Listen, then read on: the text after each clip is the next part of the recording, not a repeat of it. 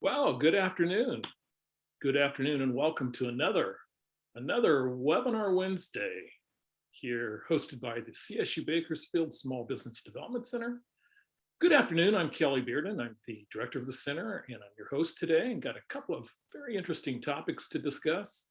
In managing your small business beyond the pandemic, number 102, since we started every Wednesday back in March of 2020. Okay, let's roll right along today. So what's up today? Well, a big thing in the news today is that cybersecurity is a threat to small businesses. I guess with that little invasion going on in Ukraine by Russia is prompting a lot of individuals and agencies such as Homeland Security to warn businesses, particularly small businesses that have a tendency to be less prepared for cyber attacks, that there could be some actually forthcoming out of Russia. So cybersecurity threat all over the news today, Homeland Security all over it. We'll talk a little bit about it. It's one of the areas that we have been planning to cover in great detail. Haven't done that on Webinar Wednesday in a couple of years. So we were looking at doing that, but you're gonna have to wait a week or two. So we'll give you some updates and some ideas today. We're also going to have a couple guest speakers. We're going to be talking about your taxes, about some of your legal structures that happen in small businesses. And we're going to get an outlook on the Ridgecrest Economic Outlook Conference that is scheduled for tomorrow in Ridgecrest. A lot of things going on in Ridgecrest, and bringing in our guest speaker to talk about that in just a few minutes. We're also going to talk about some other new resources that maybe you want to know about. So these are resources to know. We'll be talking about some of the things that are happening in specific industries, some of the things that are still happening out there. We'll talk about some of our pandemic relief programs that are still open, including with that, we will talk about the current micro grant program and give you an update on that for the businesses, the micro grant programs that can earn up to $2,500 of granted funds through that particular program. And so also we've hit a little bit of the news. We'll take your questions at the end of today, and let's offer a very simple little poll today. And the poll is going with our Homeland Security threat. That's cybersecurity is a must right now for small businesses. So in going along that theme, a very, very simple little poll is: how secure is your data? So let's launch that poll. How secure is your data? It's very secure. It's secure. It's not as secure as I want. Or you can go with choice number 4, not secure at all. So that is, your data is very secure. It's secure. It's maybe not as secure as you would like it. Maybe it's not secure at all.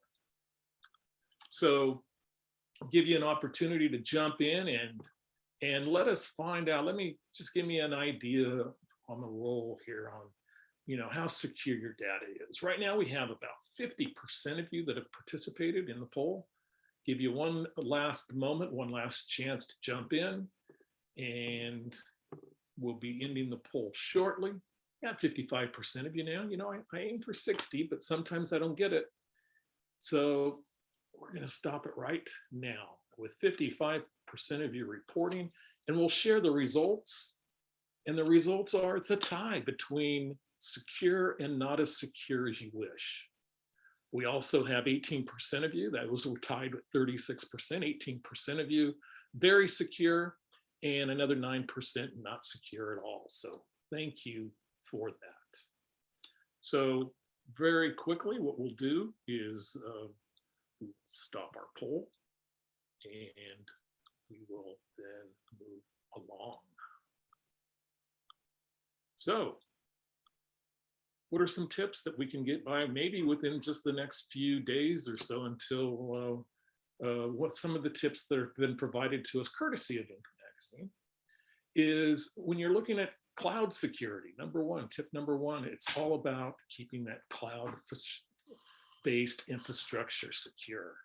So you might want to look into your cloud security and what cloud platforms you're using and where you're going with that particular information. Another tip is to look at your network security. A strong password restricting access to your Wi-Fi network is important. And it's really one of the most basic steps that you can take in providing good network security. So that's a strategy that works in protecting any way into your particular network.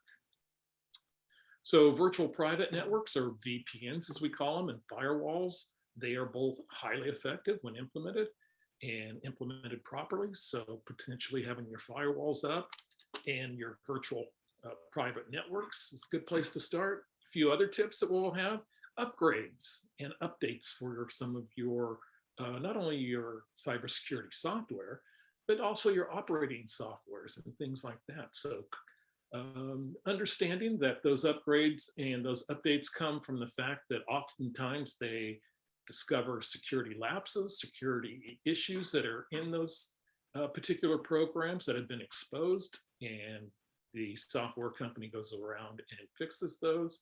It's important to keep those updates and upgrades as current as you can. Something that I could be a little bit guilty of is not always having data backups. I am data backed up right now, though, so I'm feeling pretty good about this. If you'd have talked to me maybe a few months ago, not as well, but my data backups have been accomplished, and everything's kind of up to date.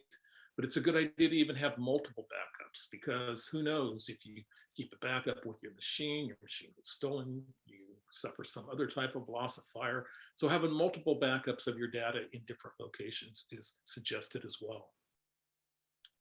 So it's also good to have segmented and limited use and limited employee access to systems, because oftentimes when we think of a cyber attack, it's coming from an external source outside the company.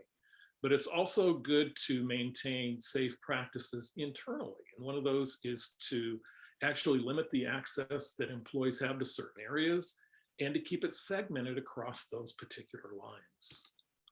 And our last tips: how can you get too much employee training? So, a lot of times these issues, they'll come from not actually being hacked. It comes from a bad employee decision, that an employee has fallen for a particular phishing scheme, provided some other type of information that has kind of induced that.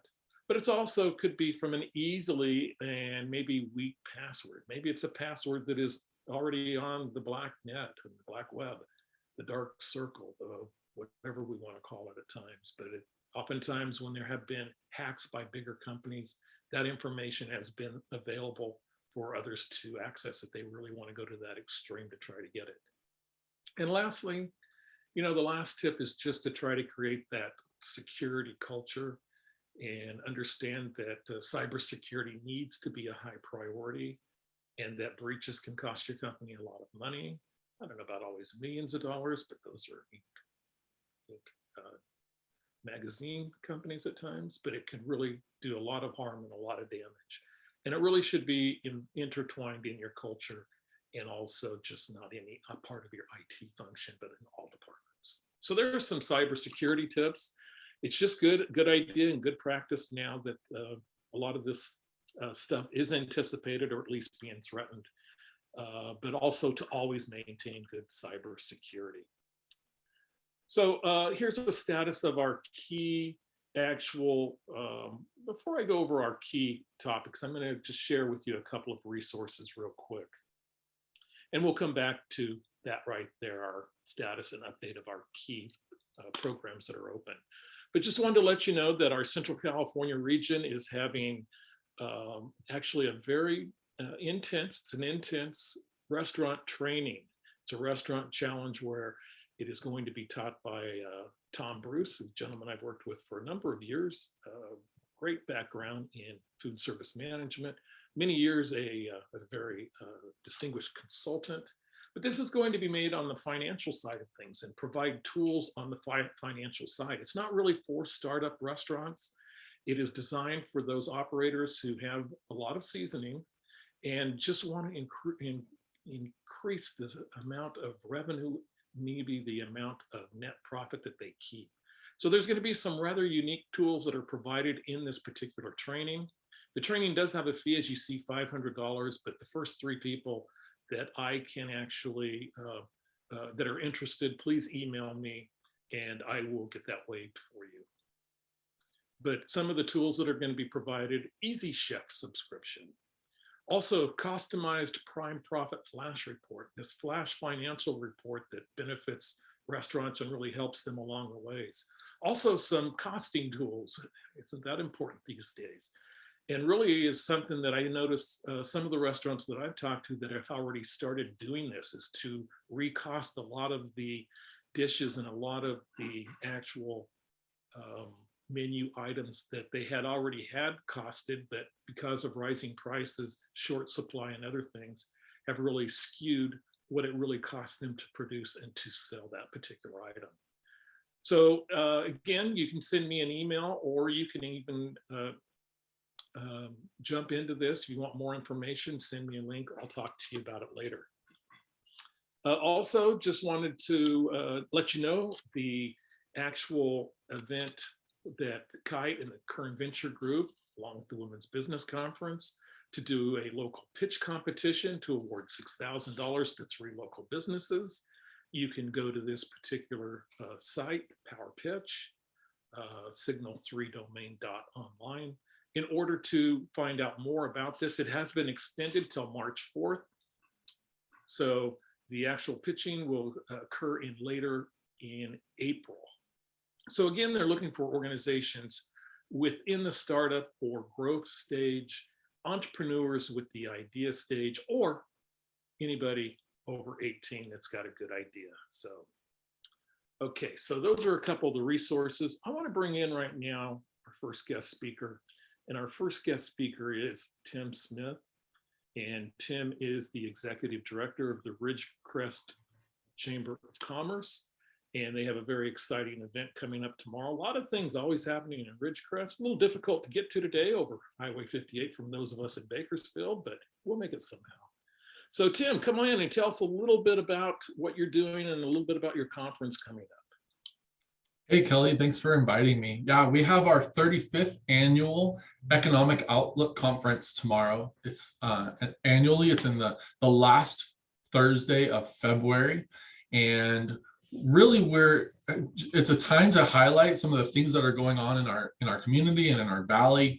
For those of you who don't know, Ridgecrest, 85% of our economy is driven by the China Lake Navy base. So things that take place on base aren't always communicated out into the community because of security level clearance and different things. So this is a great opportunity every year to have representatives from the base speaking, and we also have others from different departments and areas, segments in our community who will speak. So this year, as well as last year, what we're doing is kind of breaking up our whole conference into 4 sessions.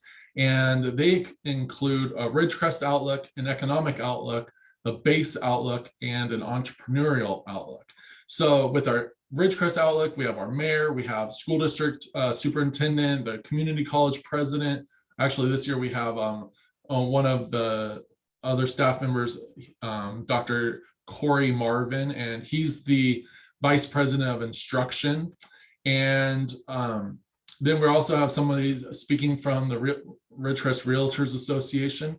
Then every year for our economic outlook part, we have a keynote speaker. So we're bringing in for the 4th consecutive year, Dr. Mark Schneep. And Dr. Schneep is with the California Economic Forecasts out of Santa Barbara. It's been really good to have him over the course of these last 4 years because his content has definitely gone deeper and wider as his understanding of our community has grown.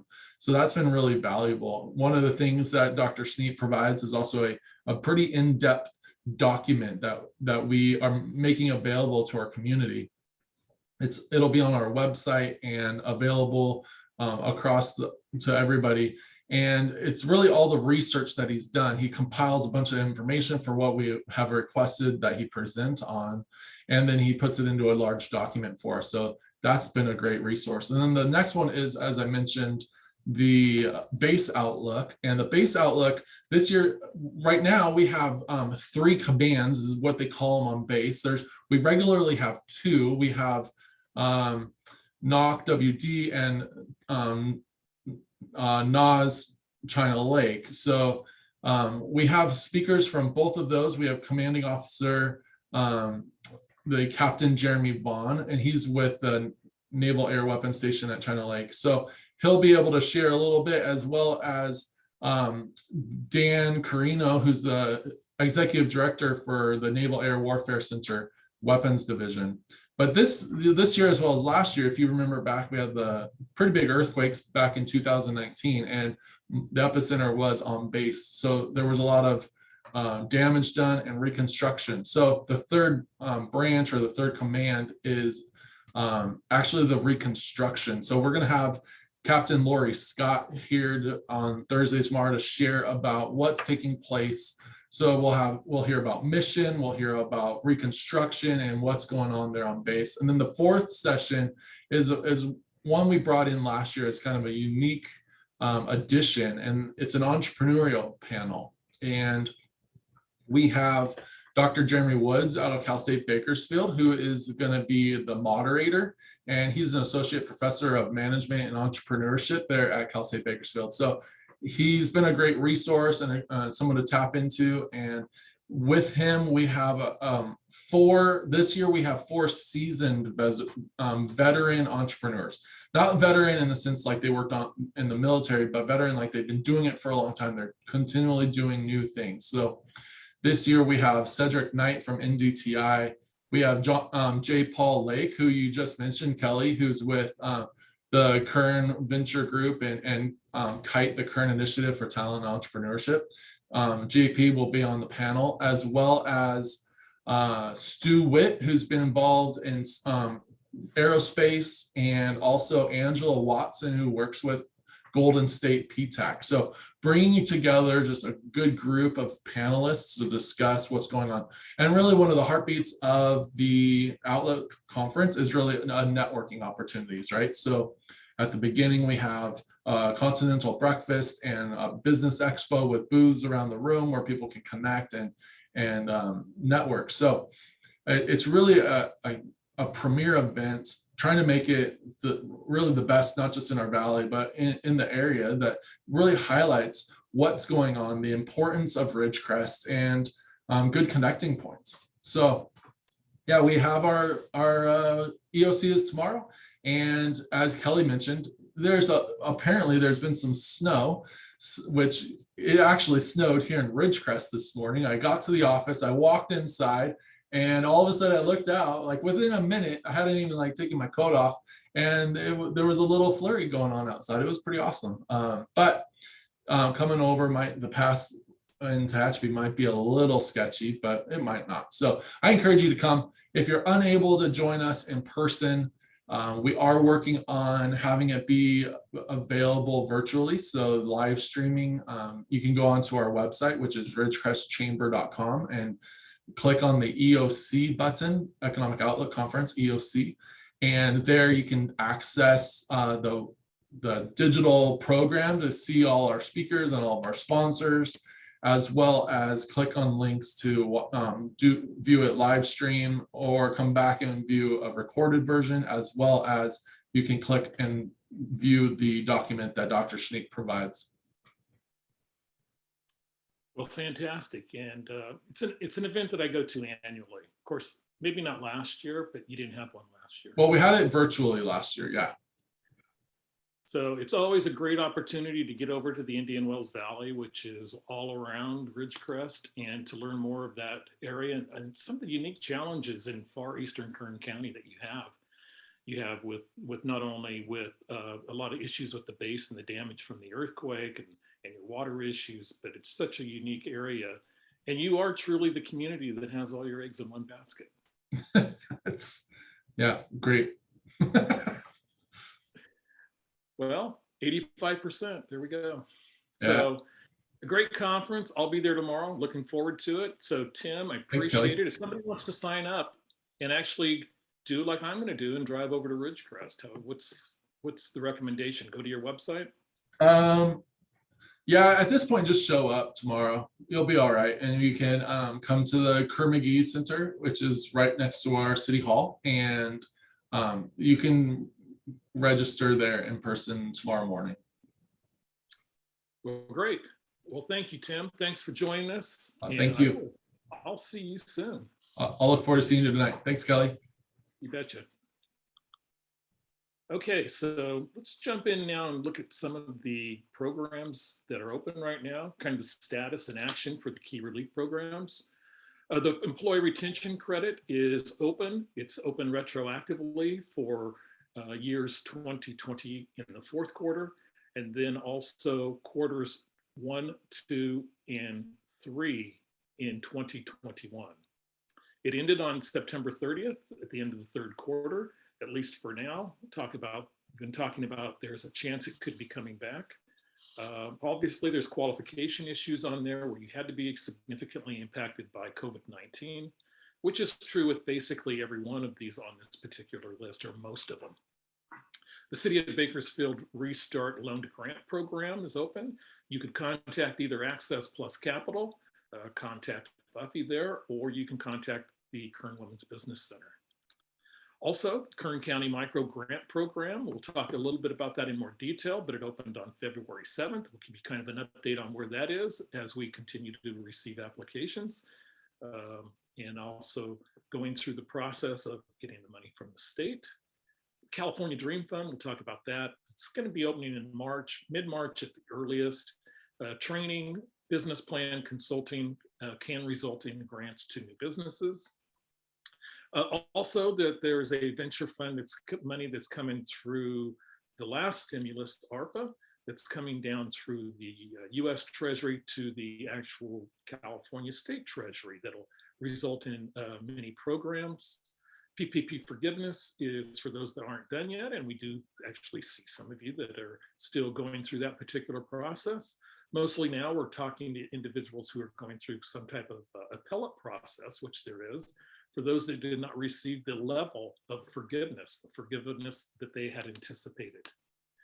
Also, the EIDL loan is closed. You can still get an EIDL increase. You can still get an EIDL reconsideration. So both of those two areas are particularly open.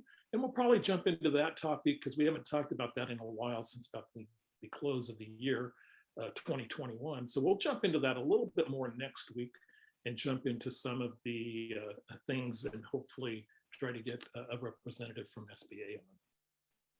Also, the Restaurant Revitalization Fund that funded about 28 billion, 28.6 to be exact billion in small business grants to restaurants and other food beverage type businesses is probably opening for new funding. We'll talk a little bit about that, as other hard hit industries might receive funding as well. So those are particular areas to where we're expecting, or we're anticipating, it is likely in March around the 10th to the 15th that will actually be passed, but we'll see. So that's not a sure thing, but it's certainly looking that way. And so a little bit more on the Kern County Small Business Micro Grant Program. Recall that these are funds that come from the state of California, from the Office of the Small Business Advocate. And the intent, and always we look at the intent of these programs, and the intent is to provide relief for the smallest and neediest, these most vulnerable micro enterprise businesses. So some of them could have benefited from the previous pandemic relief efforts, and you can actually still apply for this unless you've received funding from the actual COVID-19 California Relief Grant Program that was provided by Lendistry.com. So if you received the grant from Lendistry, the California Relief Grant, you are not eligible. This is to try to, the intent again behind this program is to find those micro businesses who missed out on that particular program and to fund them and to get them that $2,500. Now, if you applied through Lendistry, which is a CDFI, a community development financial institution that is in many states, headquartered in California, you could have applied for, say, a Paycheck Protection Program loan, forgivable loan, or in both the number 1 and number 2 varieties. So you could have received that one in 2020 or 2021. Those are okay. But if you went through Lendistry to get the California Relief Grant Program, you're not eligible. Some of the other eligibility issues that we run into is that you must have been in business on 12/31. It must be your main source of income for individuals, for that individual. So it needs to be your main source of income, your highest revenue generator, be it from employment or self-employment, however that is done. And that is not on the application, by the way. So that is something that we have to ask afterwards. So, but that must be your main source of income. Also, certain nonprofits are eligible. Initially, we were getting feedback that nonprofits were not in cultural entities, but they are, as long as they had revenue. They had to have generated revenue in 2019, and the business can have no more than 5 full-time employees. So just what we like to see here at the SBDC, and we are one of the 4 agencies that are working to actually assist the package, and then we send to the county. Again, the very earliest this thing is going to be funded is going to be probably, in my estimation, in mid to late March. So you have plenty of time. There is plenty of time to get in your application. We are working through some of those and are calling individuals right now. So if you submitted one through us, expect a phone call perhaps as early as before the end of this week. Applications that we are looking for is the 2-page application. We like to see, you know, we always want to offer, since we do have the one-on-one consulting through our very experienced team of senior level consultants, lead consultants, to get a bigger picture of your micro business. So we always want to make sure that you have that option and you know about that. In addition to the application, the 2 pages of the tax return, your tax return are very important in this process. Don't need the entire tax return, just need 2 simple pages. The very first page of your 1040, kind of the main form. The first page is usually submitted in the first page in your copy that you would have. And then also page 1 of your Schedule C, which is essentially your profit and loss statement for the for-profit business. So for your business, again, page 1 of the Schedule C, page 1 of the 1040. And if you want more information, please call Iris at 661-654-2856. Iris is standing by to take your call. So just a little background. We did start taking applications on the 7th of February.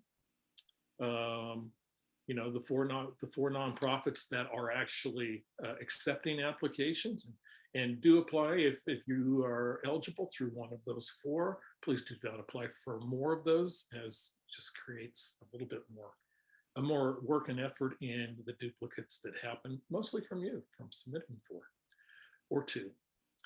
Agencies then recommend the application based on the mandated state guidelines. So there's some thick state guidelines on what the intent of the program is and who gives the actual micro grants to. And then also the county approves the final application, and then the payment forthcomes. So talked a little bit about, we did this last week as well, that there is likely new relief funding that's coming, and it's going to be coming in the tune of most likely about $48 million.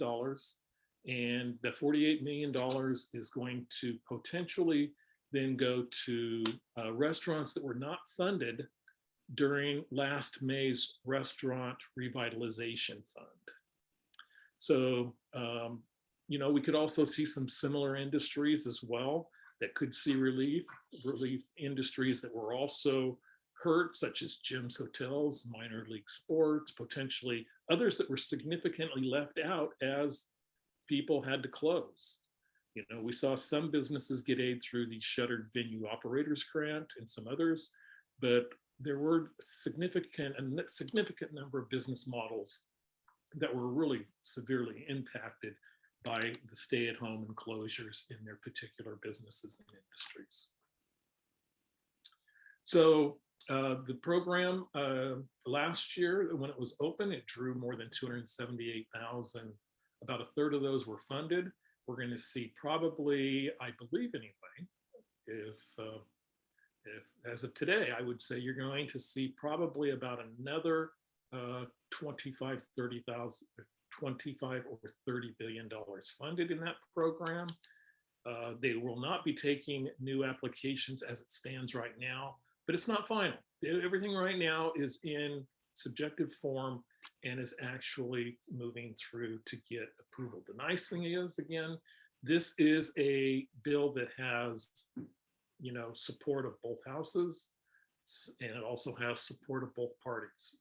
So having that support as always makes it a lot easier in this legislative environment. So it's not going to be as much as they had hoped for. And one of the reasons is that what they're doing is they're basically recycling unused pandemic relief programs that occurred before. So there was money that was in potentially like the EIDL program and others that have not been used to the extent that Congress thought they would be used. And so those funds are now going to be recycled and put back out there where they saw a need. And a lot of this is coming down from the Senate Entrepreneurship and Small Business Committee. So this particular funding and the funding of the chairman, Senator Cardin, is not enough. It's not enough, but it's going to do a lot of good for a lot of restaurants who continue to feel the pain. So we also mentioned that the employee retention credit is something that is back on potentially. This doesn't have as much traction right now. And as you know, it was basically funded through, so far through all three different major stimulus programs. So the CARES Act, the ERC, the Economic Aid Act, and then also the American Rescue Plan. All three of the major stimulus programs have contributed somewhat to the employee retention credit. So the employee retention credit each time has different rules under each of the quarters and under each of the programs. And always good to check with your tax individual this time of year, because this is a program that, unlike many others, it has not come out of the SBA, the Small Business Administration. This one is coming out of the IRS. And again, it is a credit that can be used in future years against taxes, or it can be refunded immediately at your choice. And I use the term immediately loosely, but it can be actually refunded rather than taking over several years as a credit. So they're looking at this generating and costing about $8.2 billion in revenue to do the last quarter of the year. Again, it does have requirements, and you do have to have shown a loss and also being injured because of COVID-19. So that's a little bit on the ERC, a little bit up to date. Just one little quick thing on EIDL. If you are looking to, and I think we changed this last week and it actually didn't get changed back. So you need to email PDC recons at sba.gov. We had PDC recons for a long time, but last week it was changed. And if you need a reconsideration, if you were initially declined, you need to first of all find out why that EIDL was declined. Look carefully into the correspondence that you're getting back from SBA. And then within 6 months of that decline, you need to try to get them to reverse their decision and to change. Some of the more common ones that we are seeing is documenting the actual loss. But again, since SBA provides that information, and we don't always have direct access to SBA, even though we are one of their resource partners, what we do is we look at a lot of the things and try to get that changed around. So there are some of the things to include on that reconsideration. You can also still request an increase in EIDL funds, and EIDL funds can still be increased. And so please take advantage of that. If you have a need, you're going to need to document that need, as a lot of the underwriting that early on in the pandemic that was a little bit loose in order to get the money out and to save our small businesses is now a lot tighter. So we talked a little bit about this money coming from the US Treasury. It's going to be about 1.1 billion that's going to California, and it's the state small business credit initiative. You've heard us mention that this is a program that was actually around back in 2011 with the stimulus program that came out of the Great Recession and the financial market meltdowns. And this program actually is going to have a lot more money in it. About $10 billion across the country, California getting 1.8 billion of that. California has mentioned how they're going to actually use that particular funding. 200 million of it is going to go for a venture capital program that is going to the iBank. And those are still the only 4 areas and issues. Once they have more definition, and we'll bring in somebody from the iBank, hopefully as we did last year, and bring it in and let them talk about how they're going to administer and get this money out. But of that 200 million, at least about 900 million for loan guarantee programs that are going to be made to small businesses. And again, those smaller, needier businesses, those that have been affected or either by social economic disadvantaged or geographic, are going to receive a good chunk of this in the form of financing that you have to pay back. So we'll see how that shakes loose when that comes, and we'll be here to provide it for you. I moved Tim up because he had a couple things to do, but this is where I would have introduced him. Tim is the gentleman on your left, as you can tell. It is a unique webinar Wednesday, as we have 2 guests, and they're both, I believe, about 6 feet 6 or taller. So they can make me look like a dwarf, even when I am sporting the sombrero.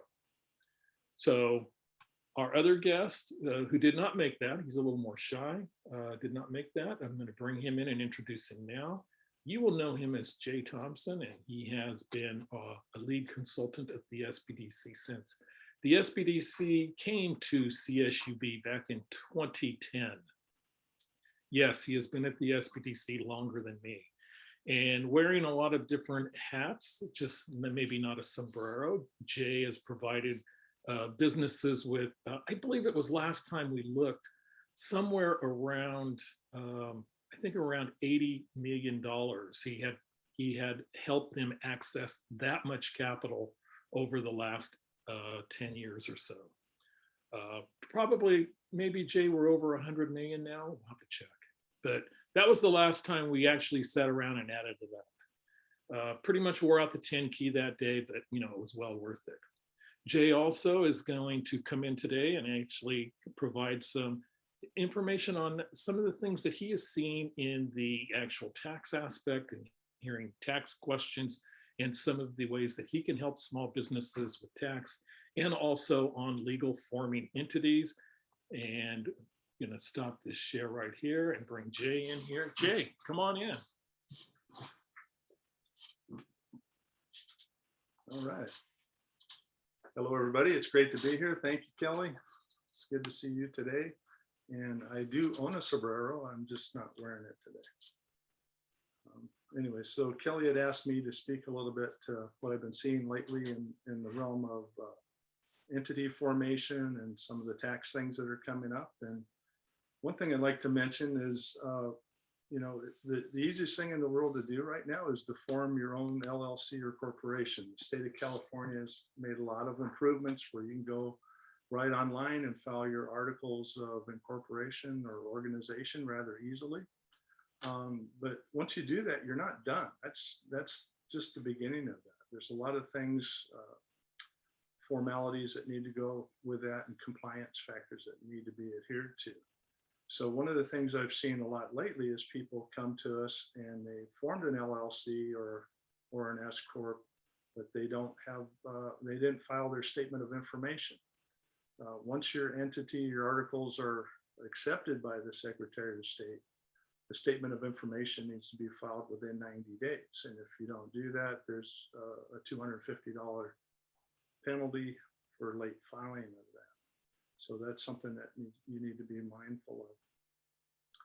Another thing is with your SCorp, you need to have a legal binder that has your company seal, your bylaws, your stock certificates, and organizational meeting minutes and other documents. So I see that a lot too, where people have filed the articles again, they didn't do their statement of information, and they didn't know they needed to have these other items to be compliant. So if that's you, don't be alarmed. We can help you with that.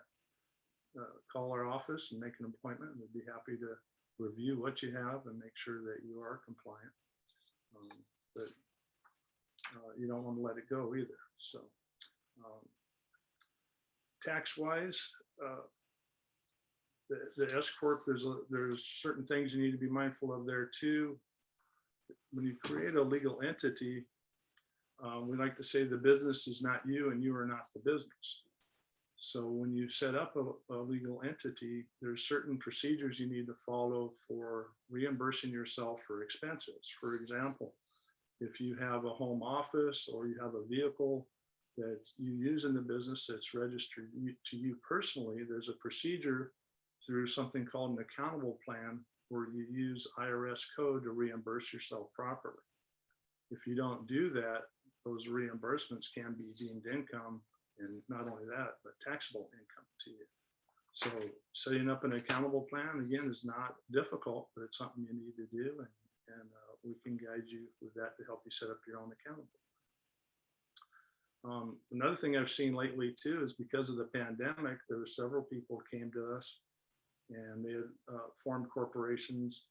And one that comes to mind in particular, there's a group of 4 people.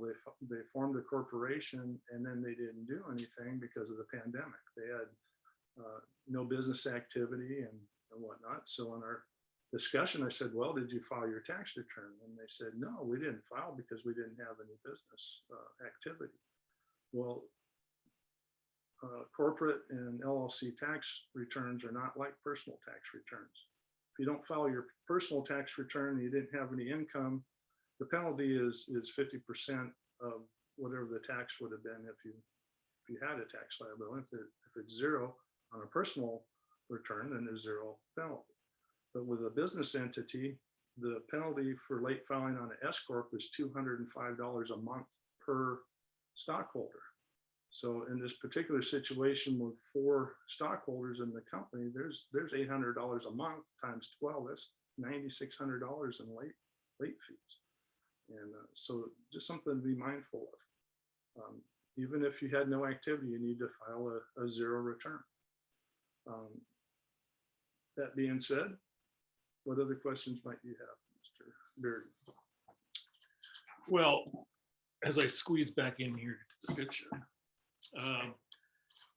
I think a lot of people, I think, might have some questions. And if you have questions, go to the Q&A box and throw those in. We'll also check the chat and see if anything's happening there. But here we are on a new filing year. And, one of the questions that I get occasionally is that, what's it going to look like? The IRS, like many entities, is not operating at full capacity. Not all their employees are back. What do you anticipate as far as delayed returns or refunds or anything like that? Right. Well, the IRS is doing the best they can, but it's been a mess for everybody.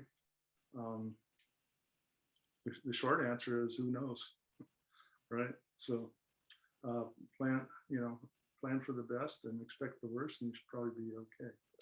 But so the good idea would be to get in your return in early, especially if you want to get your refund early. Well, the one thing you want to do for sure is know before the due dates what your tax liability is, so that you can control that. If you have an S-corp or LLC taxed as an S-corp, your due date is March 15th. So the legal entity tax returns need to be completed before you can do your personal tax return.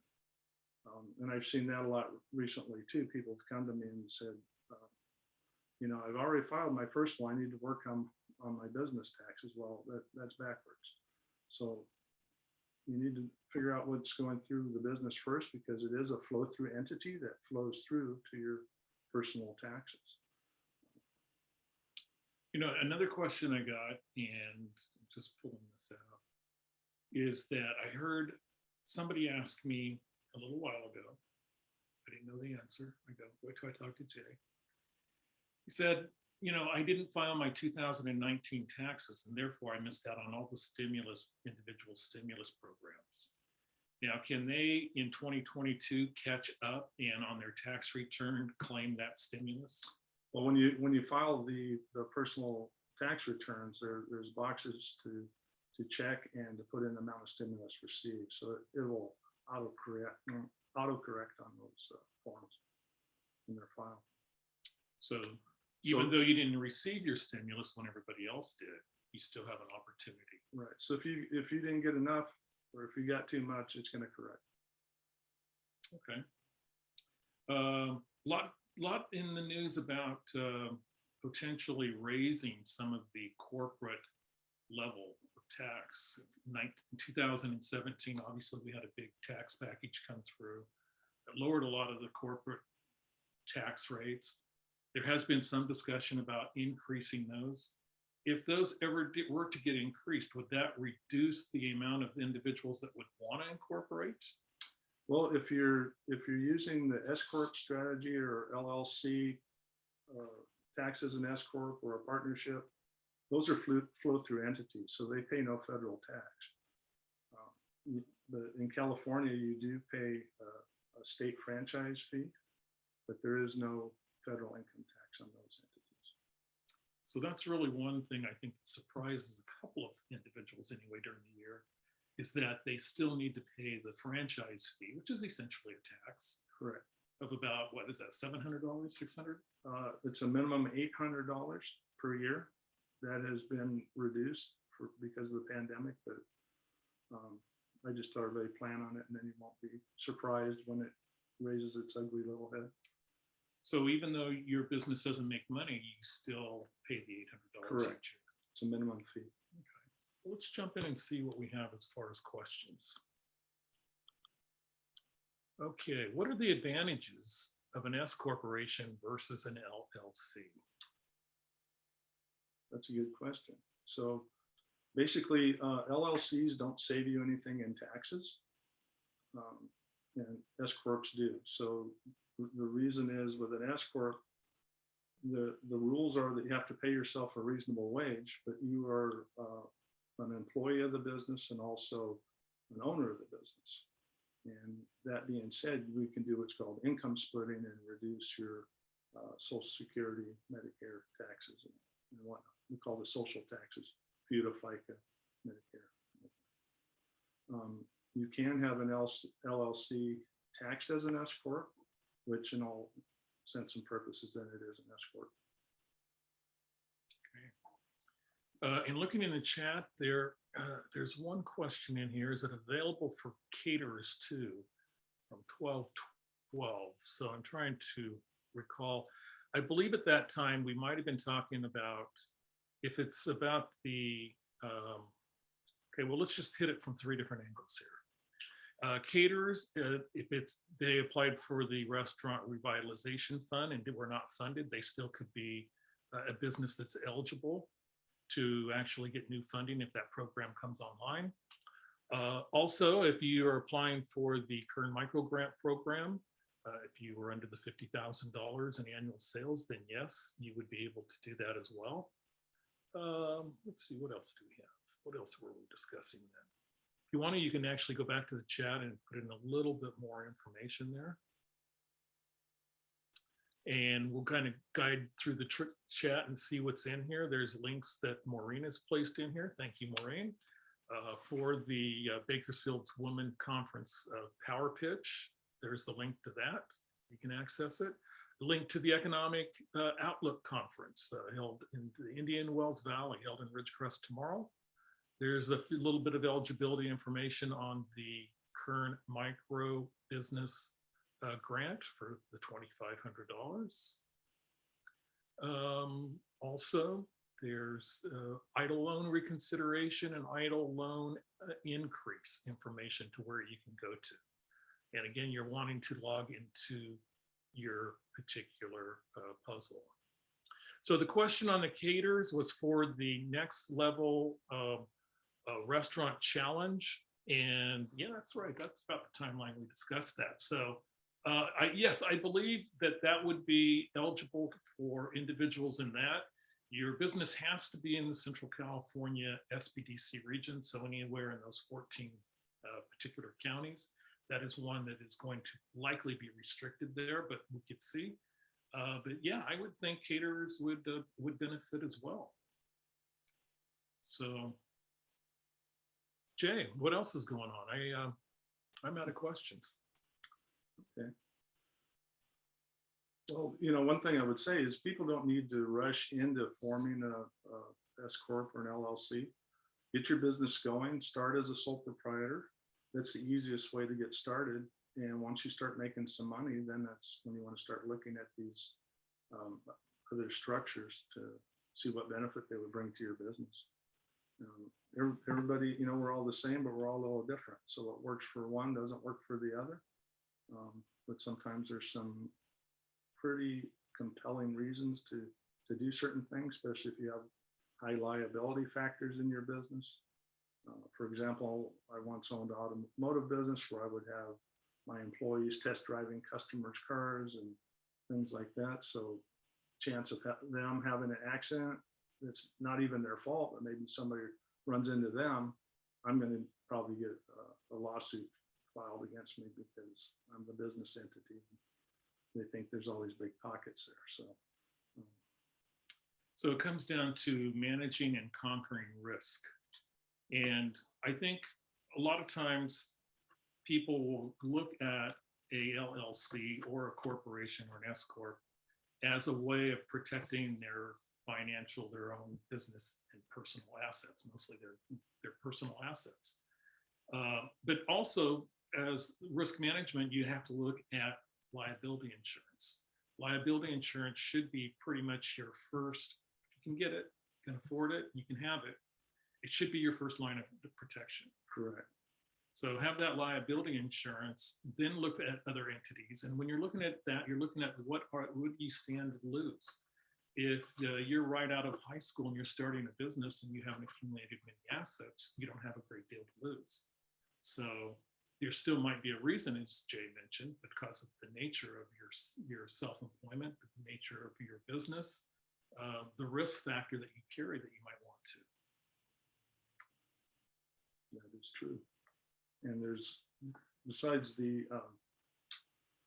risk and protecting yourself against risk is the tax aspect. So sometimes you can make yourself bulletproof with asset protection and you hurt yourself tax-wise and vice versa. So the short answer is you really need to sit down with somebody and have a strategy. You know, and if an individual that doesn't have a business entity, they can go do TurboTax and that's fine for them. But once you start with a business, even if you're a sole proprietor, I would highly recommend that you talk to a tax professional because there's so many things that you're potentially going to miss that are to your advantage. And, over the years, I've reviewed so many returns where we'd go back and amend and get thousands of dollars back for a client just because they didn't know or somebody told them that they couldn't do that. But, you know, if you have a legitimate business expense, there needs to be a deduction on your tax file. Yeah, and you want to talk to that tax professional if you've received any of the pandemic relief programs. You know, the PPP was a grant, but that's basically forgiven. And in many statutes of the IRS, it says that that's going to be income. However, Congress intentionally excluded it from income. But we run into other programs that were not excluded. And they could be, you know, one of the unique things is, for example, the state of California's relief grant program. And also now the micro grant program is excluded from state tax, but not from federal tax, not from the IRS. So you always have those California federal differences. And a lot of them are really popping up in some of these unique, rather pandemic relief programs.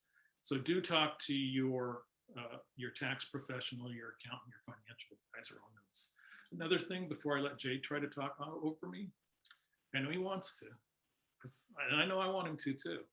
But one thing that I do want to definitely also add is that on the employee retention credit, if you receive that, you will be reducing your actual wages. So if you received $200,000 credit, or if you had it actually refunded immediately, you received 200,000. But that also, that 200,000 must be reduced from your current year income tax wages. So keep that in mind, and keep that in mind when you're doing a little bit of planning as well. And that's the key word, planning. So if we're talking about your 2021 taxes, there's very little you can do now. You need to get with your tax pro before the end of the year. And I usually meet with my clients in the fourth quarter of the year, and we kind of see where they are and start devising a strategy then to minimize their tax liability. You don't want to overpay. You need to pay what you owe, but you don't want to overpay. Overpaying your taxes is just giving the government a tip. A gratuity. Mhm. Okay, well, I think that's enough tips for us today, now that you've mentioned tips. Okay. And it being 12:57, it's about time for us to get out of here. All right. So if you have an interest, we used to do a tax overview class, and if there's an interest, you can email or call Iris here at the office with your interest, and we'll see about putting something together again. Okay, great. All right. Okay, well, that's going to wrap it up for today. Number 102. We'll be back next Wednesday on March 2nd, 2022. See what's changed in the world, and we'll talk about it and a lot of other things. So, Jay, Goodbye, everybody. I won't even say for Jay Thompson. I'm Kelly Bearden. See you next week. Bye-bye, everybody.